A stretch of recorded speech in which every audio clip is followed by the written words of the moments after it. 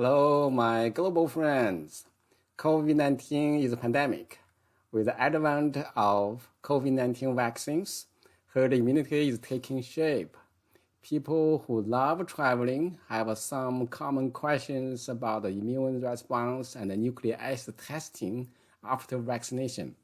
I'm going to discuss them in a plain language in the context of herd immunity. Herd immunity can be defined by this mathematical equation, which I talked about previously. And let's see the parameters in this equation.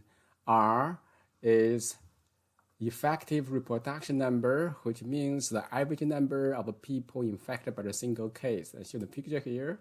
This is the index case who infects 3 secondary cases, then R is 3. And let's see PC. So PC is the relative decrease in the transmission rates under non-pharmaceutical control.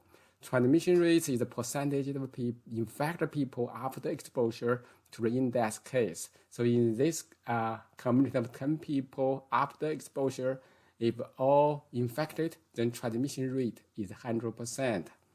And non-pharmaceutical control refers to physical measures such as keeping social distance, wearing masks, and washing hands, and so on. Let's take wearing a mask as an example.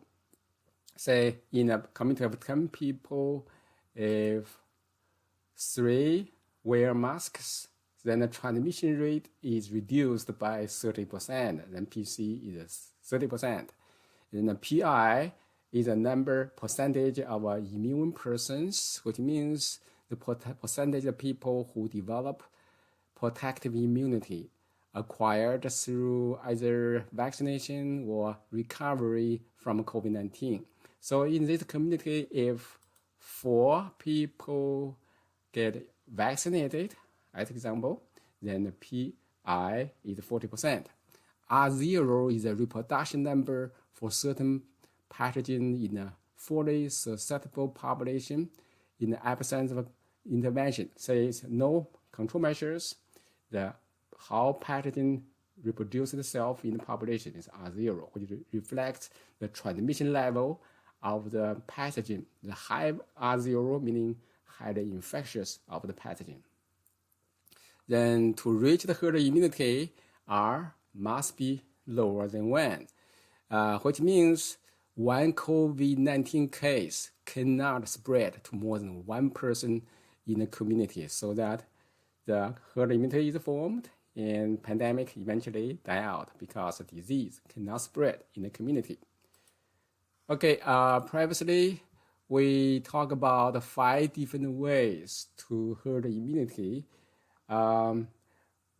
With R3, R0 is 3. And we talked about before in the previous video, R3, R0 had been determined to be between 2 and 5 for COVID-19. So let's take a 3 as example. And in this episode, I'm going to focus on the 5th approach to herd immunity by taking non-pharmaceutical control and vaccination.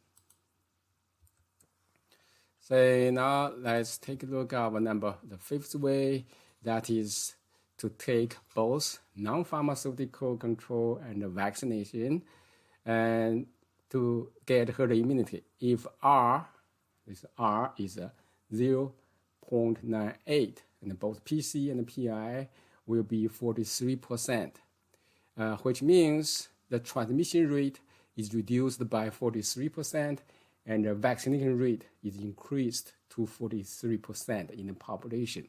So in the population, you can see here, 4 people wear masks, so transmission rate is reduced 43%, and we're going to put a mask on this positive case, of course. If 4 get vaccinated, then PI is 43%. Non-pharmaceutical control, including we talked about before in the previous video, including social distance, wearing mask, and taking nutrients. Again, we talk about here the nutrients deficiencies such as vitamin D and calcium deficiencies have been found to be associated with a high death rate of COVID-19. So take this every day will help improve our general health of immunity. And protect immunity takes time to develop after vaccination. That's why we need to take a non-pharmaceutical control with vaccination, because after vaccination, our body will take at least weeks or 2 weeks to develop protective immunity. So keep these non-pharmaceutical measures will protect us over this period. Then the next question we're going to ask is, what happened during the 2 weeks of development? That is a primary response in immunology. We are vaccinated with the COVID-19 vaccine, and our bodies respond to it with IgM production. IgM is a primary defense, which is weak. I mean, it's very weak.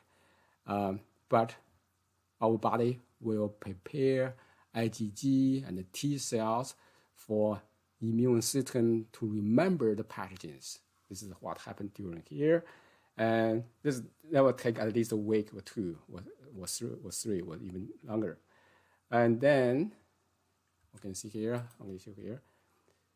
this is what happened during primary response. IgM provide a basic level of protection. Then IgG, IgA, and T cells are in preparation for the immune memory. Then when SARS-CoV-2 virus of COVID-19 infects our body during secondary response, our immune memory wakes up, ready for stronger response to clear up the virus. And this is a stronger defense, stronger than primary response. And this is so-called adaptive immunity. Vaccine indeed induces adaptive immunity that have 2 types. Humoral response include antibody production, we talk about mostly IgG. Again, IgG is antibody of a memory. And the second is a cellular response, includes T cell response, or CD8 T cells and CD4 T cells. CD8 T cells can eliminate viruses from our body.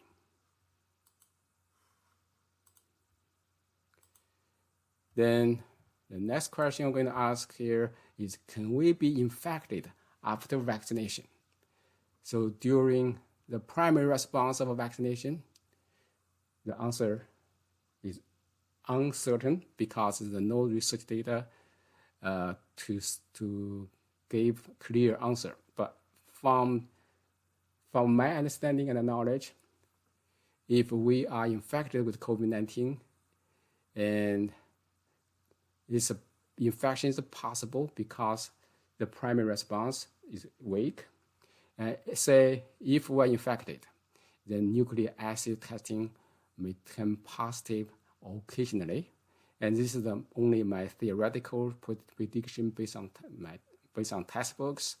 And I haven't seen any research data from phase 3 clinical trials. The same question to be asked, can we be infected during secondary response of a protective immunity? The answer, we can say yes. Independent reinfections, also called asymptomatic infections, may happen. So when this happens, the nucleic acid testing may turn positive occasionally. And this is my theoretical prediction. We still need research data to verify this. And same thing for the immune memory period, mild or independent reinfections are possible.